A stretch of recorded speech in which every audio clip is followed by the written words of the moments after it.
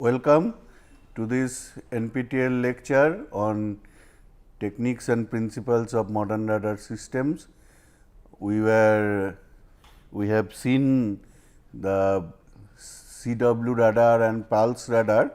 Now we will see today we will see some problems applying those concepts that we have learned in the previous classes. So, the first problem, this is actually tutorial 3. So, the first problem is on an FMCW radar. So, the problem goes like this: a FMCW radar uses triangular modulation with a basic frequency of 10 gigahertz. The frequency modulator changes frequency by 1 kilohertz every 1 microsecond. As you know that FMCW means it changes the frequency in a linear fashion. So, for a certain target, the bit frequency is 5120 hertz for upward modulation and 4880 hertz for downward modulation. So, the questions that we will have to solve is: what is the radial velocity of the target? Is the target closing or receding the radar? What is the range of the target? If it is required to have range gates at every 300 meter, what would be the bandwidth of each gate? So, you see that I think you remember that FMCW radar, that actually CW radar cannot measure range because it does not have any marker, but frequency modulation puts that marker. So, now that is why in the part C, what is the range of the target? So, it will be able to measure that range. So, let us solve this problem. So, this is tutorial 3. The problem is first problem. So,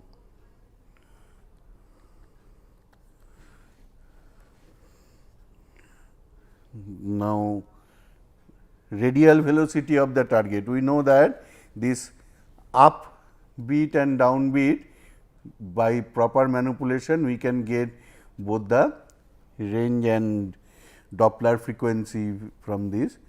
So, I think you remember this expression that beat frequency in the up part, that is given by the change due to range, because the modulator is changing frequency. So, due to the range only there is a change in frequency, that is FR, and due to the velocity of the target there is FD. Similarly, FB down,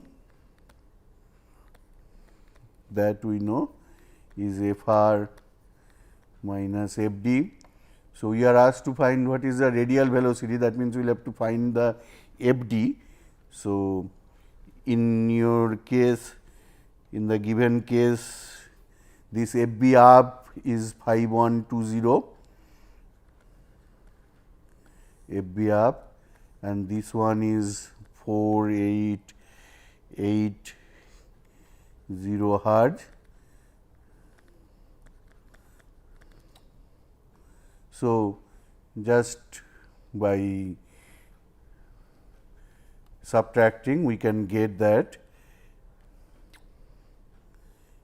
FD will be 120 hertz.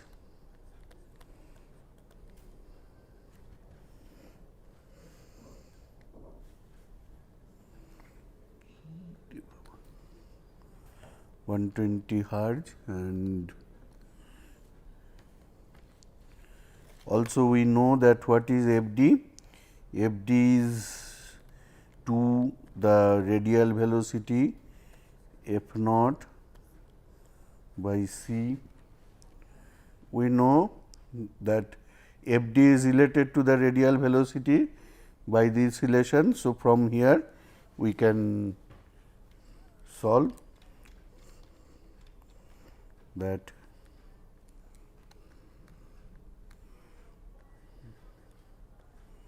VR is FD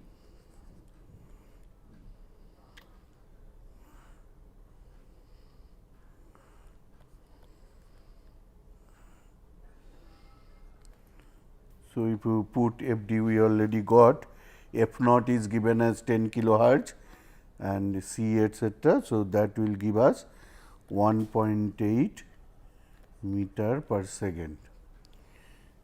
Okay. So, we got the radial velocity. Now, for part B,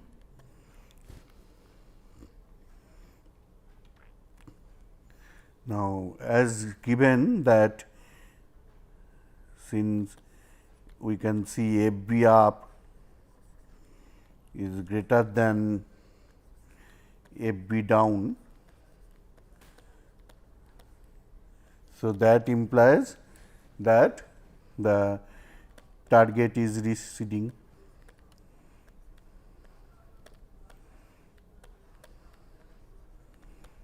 Because in the, if you remember in the theory class we have seen that if the target is closing, then F B up will be less than F B down, etcetera. Now, what is the range of the target? So, range we know that that is nothing but it will come from this knowledge of F r, and F r is 2 r by C F naught its derivative F naught dot. So, r is F r by F naught dash into C by 2. Now, F r you see we could have solved from here, if we just add we get F r. So, from here we can say that F r value will be, F r value is 5000 hertz. Just to add, divide by 2 from that equation. So, F r is 5000 hertz. So, you can solve for r, r will be F r is 5 into 10 to the power 3 by this modulation we know that it frequency sweep is changed by 1 kilohertz for every 1 microsecond, that means 10 to the power 3 by 10 to the power minus 6 and into C by 2, that is 3 into 10 to the power 8 by 2. So, this will give you r is 750 meter. So, the range of the target is 750 meter, and now the question is if it is required to have range gates at every 300 meter. So, what would be the bandwidth of each gate? Now, you see this same F r, this expression, this will give us, because every 300 meter if I have range gates. So, what is the bandwidth? So, we can just differentiate that delta F r is 2 delta r by C F naught dot. So, from here delta r is said that range gates at every 300. So, this delta F r, this will give us the bandwidth. So, it is 2 into 300 by 3 into 10 to the power 8 into F r, F naught dashed is that 10 to the power 3 by 10 to the power minus 6. So, that will give us 2 kilohertz. So, the bandwidth of every range gate, that we will have to keep as 2 kilohertz. It is a simple problem. So, we have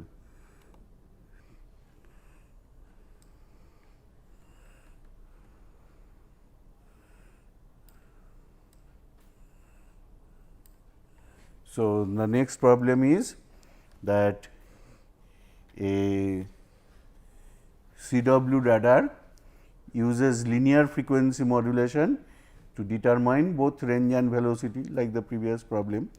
The radar wavelength is 3 centimeter and the frequency sweep is 200 kilohertz. The frequency increases for 20 millisecond to reach its peak. A target at a range of 350 kilometer is approaching the radar with a radial velocity of 250 meter per second, calculate the mean Doppler shift FB up and FB down. So, in previous problem it was said, now we were to do what will be the FB up and FB down.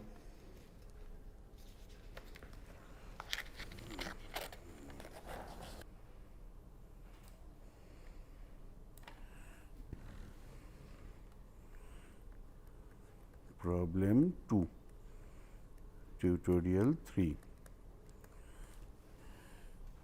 So, the first part says that the mean Doppler shift.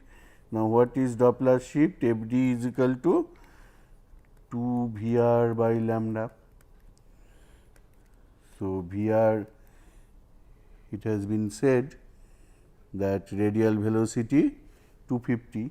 So, 2 into 250 by lambda is 3 centimeter, that is 0.03. So, that gives us 16.67 kilohertz is the FD, and FB up. So, FD is known. Now, FR, what will be FR? FR, the same formula we will use, 2R by C. So, these values are said. The frequency target is at a range of 350 kilometer. So, 350 into 10 to the power 3 by C is 3 into 10 to the power 8, and the modulator slope, frequency slope is 200 kilohertz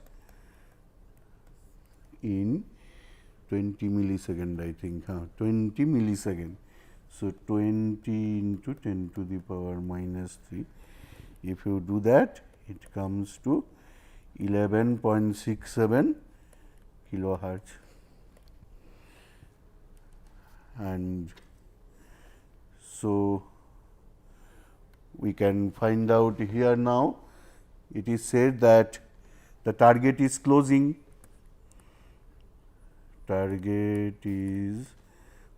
this information is given.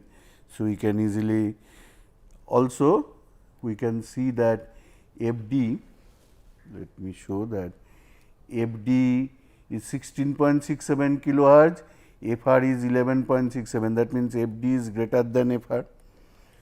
So, this in theory we have seen that if this is satisfied, then our equation will be like this, FB up, that will be FD minus FR.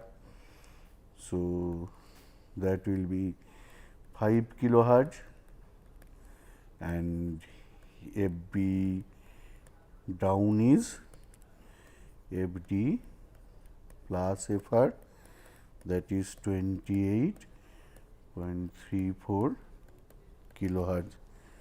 That is all. So simple. Okay. So,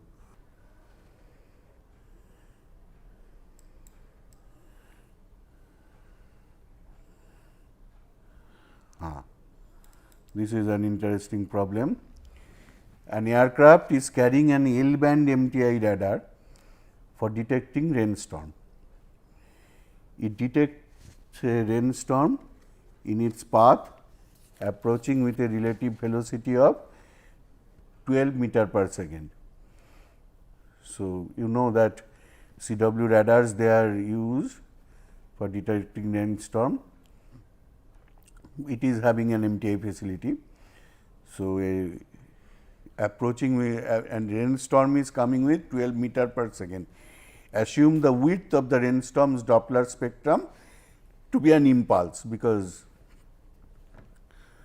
the Doppler, it has a finite width, but let us assume to be an impulse. The radar employs a single delay line canceller.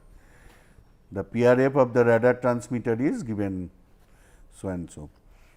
So, the question is, how much does the single delay line canceller attenuate the storm echo compared to the case when the storm moves with a radial relative velocity which gives the maximum response of the canceller. We know that a delay line canceller makes a sinusoidal attenuation of the various echoes. So, the question is this particular velocity rainstorm, how much it will be attenuated compared to the maximum response of the canceller case. So, very interesting question. So, let us see how we can solve it. So, this is our tutorial 3.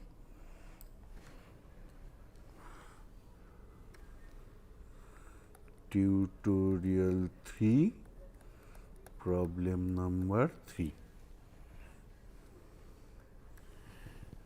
So, first it is a L band radar.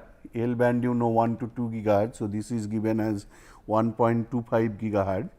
So, that is lambda will be then 0.3 by 1.25, that will be 0.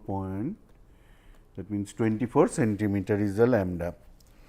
Achha, also it is said that relative velocity, the PRF of the radar transmitter is 340 hertz.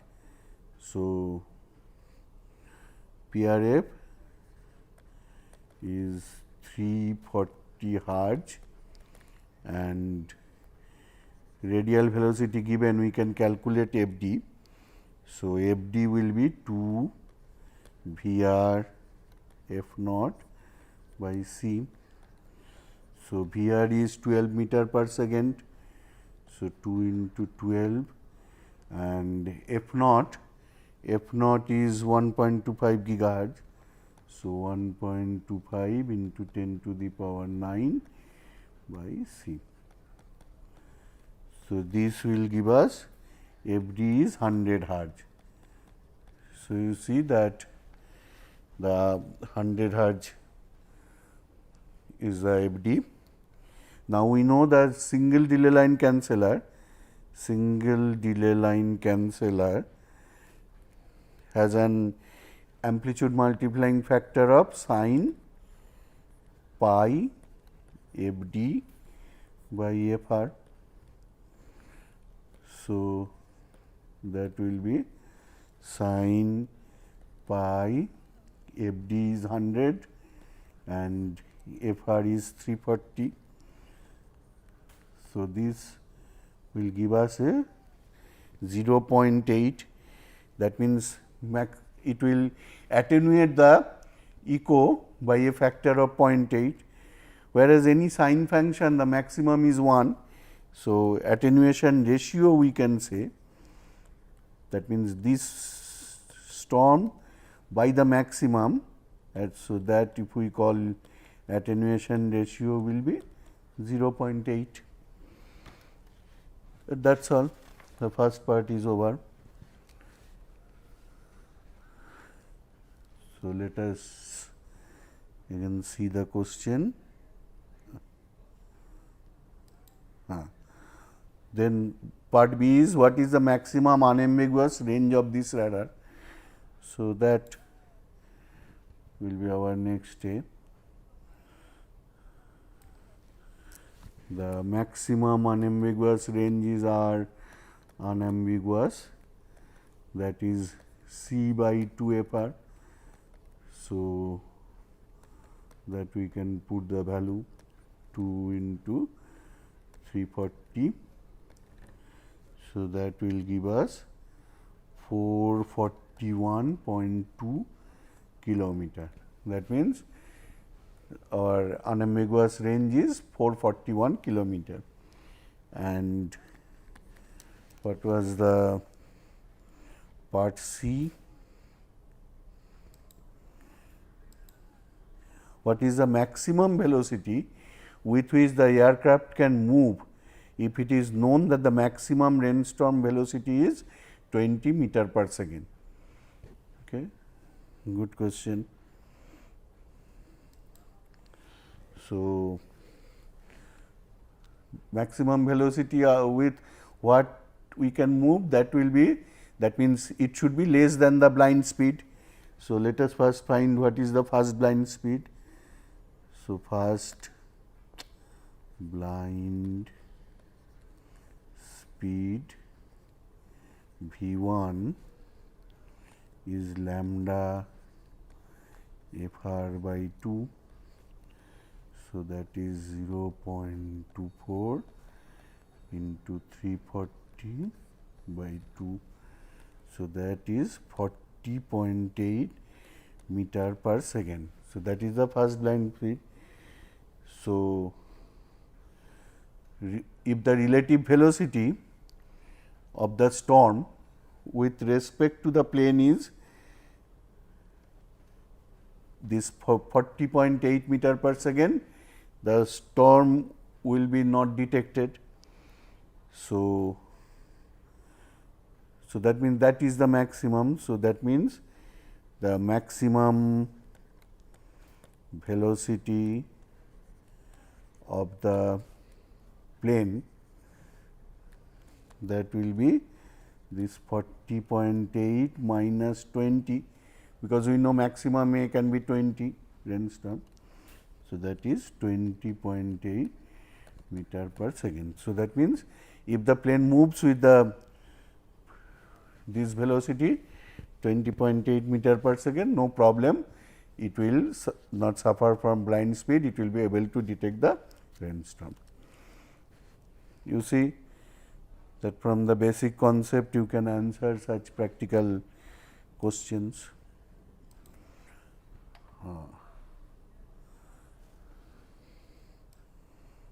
So, third problem gone. Then this problem, a certain pulse radar uses two PRFs with a stagger ratio. So, PRF staggering we have discussed, it is a question on that, with a stagger ratio of 63:64. If the first PRF is 500 hertz, compute the blind speeds for both PRFs and also for the resultant composite PRF. Assume radar wavelength to be 3 centimeter.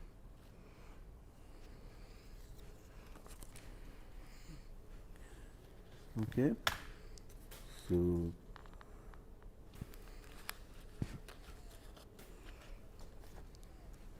let us see the solution. So, staggered PRF. So, we will have to find blind speed for each PRF and also for the composite PRF when we are staggering. So,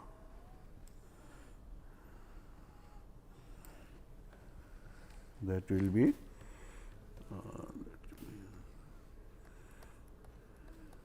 tutorial 3, problem 4.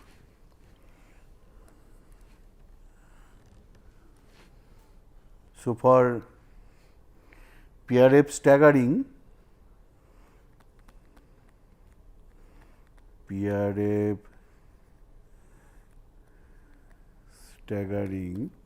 we know that if we have two PRFs, then N1 FR1 is equal to N2 FR2. So, what will be FR2? N1 by N2 FR1.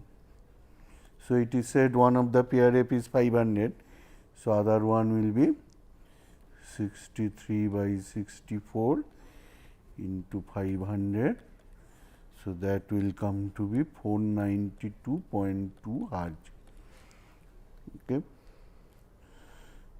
Now, we will have to find what is the first blind speed for FR1, what is the first blind speed for FR2, one by one we will calculate. So, first blind speed for FR1, let us call that VB1. So, that is lambda FR1 by 2. So, we can put lambda is 3 centimeters. So, 0.03, FR1 is 500 by 2. So, that will be 7.5 meter per second. So, first blind speed for peer F1 is 7.5 meter per second. Similarly, calculate first blind speed for FR2. If we call that VB2, that is lambda FR2 by 2. So, that is 0.03 into 492.2 by 2. So, that will be 7.38 meter per second. Now, composite, that means when you are staggering, what is the average constant PRF? So, that we can call FR average. So, that is nothing but FR1 plus FR2 by 2. So, that will be 496.1 hertz. Now, first blind speed for that,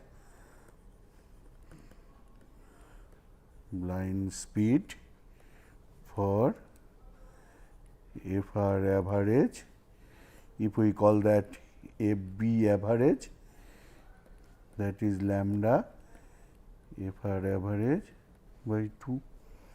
So, that is 0.03 into 496.1 by 2. So, that is 7.44 meter per second. Now, whereas, so this is a average constant PRF, but for staggered PRF,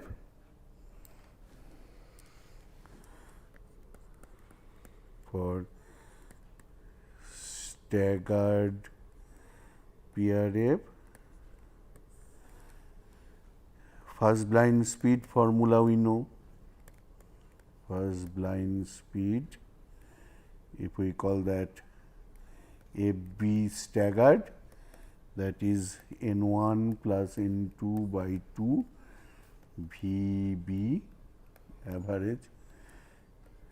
So, that will be 63 plus 64 by 2 into 7.44.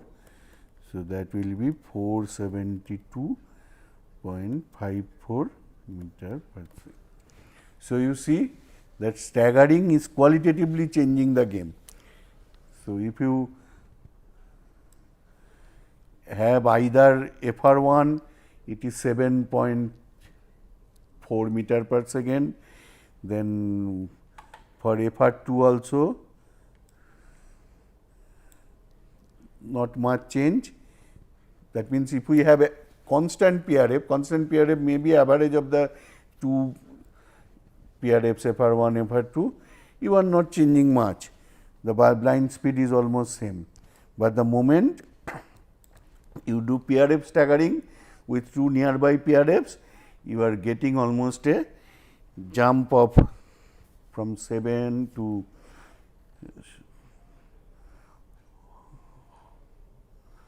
almost 80 or more than that, 85 times you are getting the blind speed removal. So, that is the advantage of PRF staggering. This example also sees that. We will see more such thing in the next tutorial. Thank you.